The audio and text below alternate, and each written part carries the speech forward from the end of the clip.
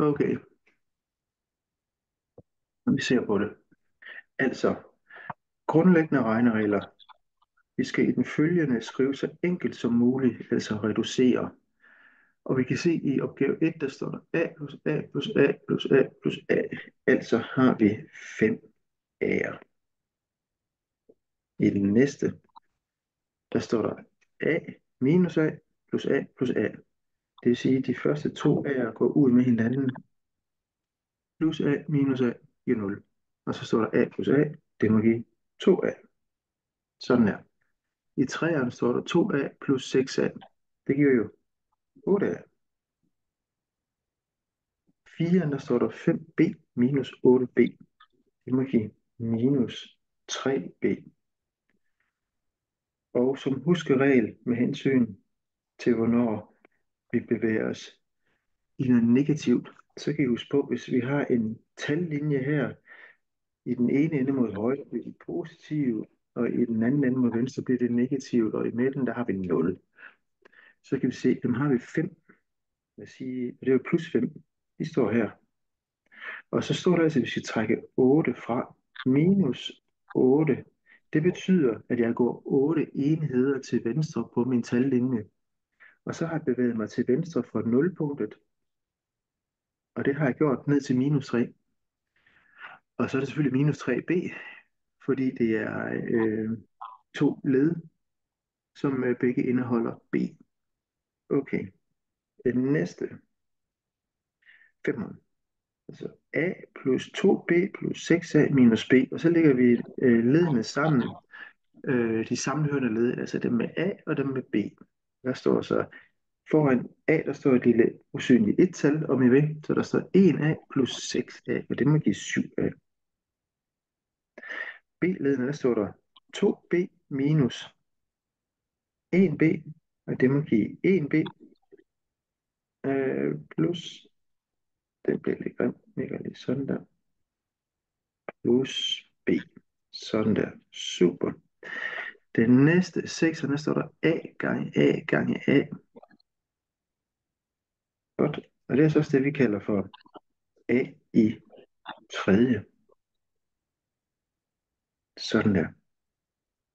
Godt. 7'eren. Hvad giver hver af de 6 ovenstående udtryk, hvis a er 2 og b er 1? Okay. I den første her, der har vi så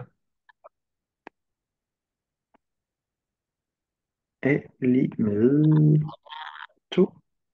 Det medfører, at 5a er lig med 5 gange 2, som må give 10. I den næste a er stadigvæk 2, så må 2a være lig med 2 gange 2, altså 4. I den næste hernede, 8a. A er stadig lig med 2. Så vil sige, at 8 gange a er lig med 8 gange 2, altså 16. Og i den fyr her, minus 3, der har vi, at b var lig med 1.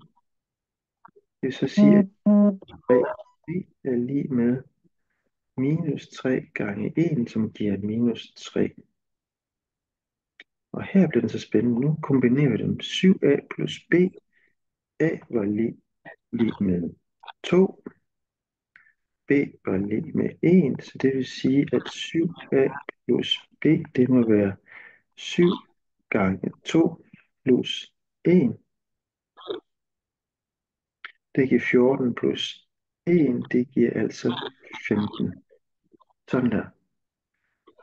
I 6'eren. A i tredje. A er lig med 2. Det vil sige, A i tredje er lig med 2 i tredje, altså 2 gange 2 gange 2. Det giver 2 gange 2, det giver 4 gange 2, det giver så 8. Sådan. Sådan, du er 7'eren, så er den også lavet. Dut. I 8'eren, der skal vi forklare forskellen på 2a og a i anden. Okay, og det vil sige, at her står der 2 gange a, og a i anden, det er jo lige med A gange A. Så det er den måde, de ligesom er forskellige fra hinanden på. Og man kunne sige, at hvis nu A var 3, siger A er lig med 3, så vil 2A, jamen det vil give 2 gange 3, altså 6. Men A i anden, det vil så sige 3 i anden, som er lig med 3 gange 3, det giver altså 9. Godt. Nå, det var den. Så prøver vi lige at se på den næste her. Som I kan se, og jeg har bare lige taget screenshots. I har jo forhåbentlig siddet og lavet de her besvarelser og tjekket de her svar ind på hjemmesiden. Men det er lidt det samme karakter. Vi får at vide, at A er 2, og B er 5, og C er minus 2. Og nu sætter vi så ind til sige den første. Får vi, at 5 gange A, det må være 5 gange 2, plus B, som er 5. Det vil så sige 5 gange 2, det er 10, plus 5, det er 15. Det var det, jeg vil skrive her. Dut. I den næste står der A minus B plus C. Det vil sige A, den var 2, minus B, den var 5, plus C, som var minus 2. Det vil sige 2 minus 5. Hvis vi bruger tallinjen fra før, så er vi her, er vi 2, og så går vi minus 5. Hvis vi går 5 til venstre, det er her, så ender vi i minus 3. Står der altså her, at den her del her, der giver minus 3. Og så står der plus minus 2, det giver minus 2. Det vil sige, så går vi yderligere 2 til venstre her på vores tallinje. Så kommer vi ned minus 5. Så vores svar må altså være minus 5 til den fyr her. Sådan der. Godt. I træeren, minus A, minus B, minus C. Nej, den 3'eren og 4'eren, den overlader jeg til jer selv. Så tager vi lige 5'eren. B i anden plus 3C. B i anden, det vil så sige 5 i anden plus 3C, det vil så sige 3 gange minus 2. 5 i anden, det er 5 gange 5. 5 gange 5 plus gange minus, det giver minus 3 gange 2, det giver 6, så det vil sige 25 minus 6, det må give 19. Det skriver vi der. Sådan der. 3'eren og 4'eren regner I selv. Okay. Og vi skal her lige om lidt regne videre med 818, 819. 818, det er en af de der reduktionsopgaver, hvor I kan få en ny øvelse hver gang I har svaret. Lad os prøve at tage bare lige det her eksempel, der er lagt ind her. 2 gange parentes A minus 3, parentes slut, minus parentes 3 plus 5. I har jo set i videoen, netop at kigge på, at det første man gør, det er, at man tager parenteser, før man kigger på nogle af de andre regneoperationer, plus minus gange potens og så videre. 3 plus 5, den giver 8. A minus 3 kan vi ikke gøre noget ved, så det er der, som jeg skal gennemgå i videoen, at vi så ganger ind parentesen. Så vi får altså i det tilfælde her, at 2 gange A, det giver 2A minus 2 gange 3. Der står der minus, det er det minus der, og så står vi 8. Okay, hvad giver det? Det giver så 2A minus 2 gange 3, det giver minus 6 minus 8. 2A kan vi ikke yderligere ved, men minus 6 minus 8, det må give minus 14. Altså at det her svaret. Godt. Og I trykker jo bare på ny øvelse her, og så får I en ny at øve på. Godt. Så kan I se her, at i 8.1.9, der skal vi igen reducere nogle udtryk. Og der er både tal, og der er bogstaverne A og B og X, så jeg skal komme efter jer. Så den er spændende.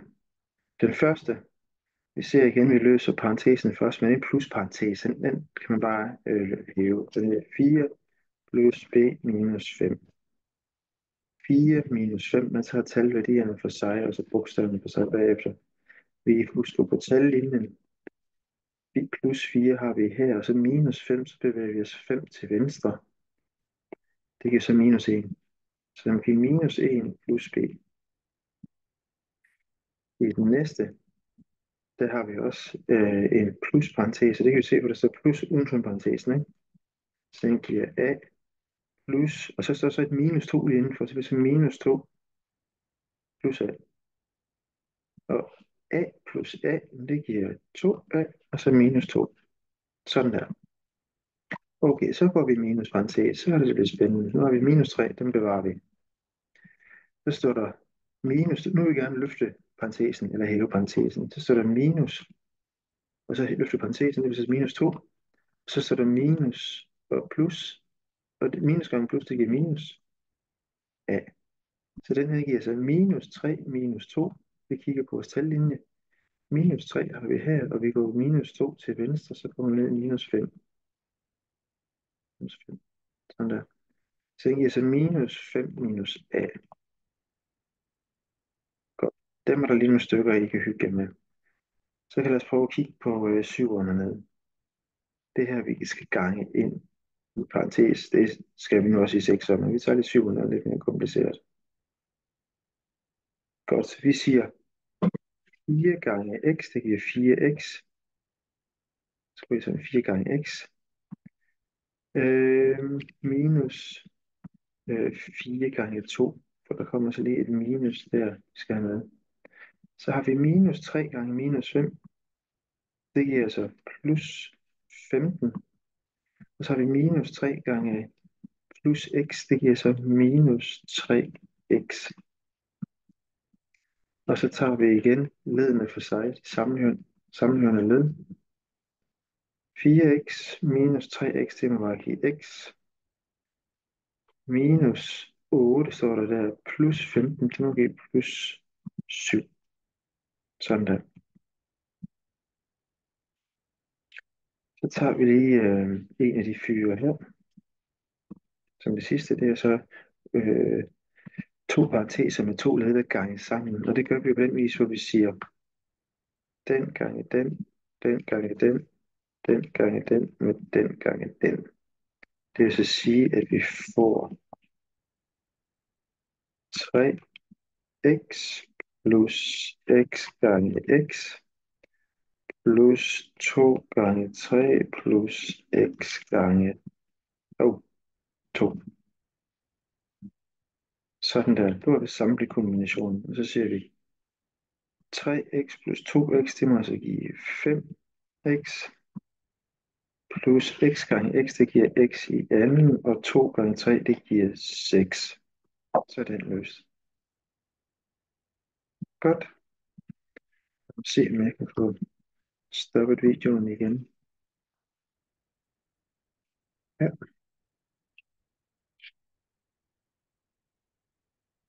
Stop sharing. Der. Sådan, og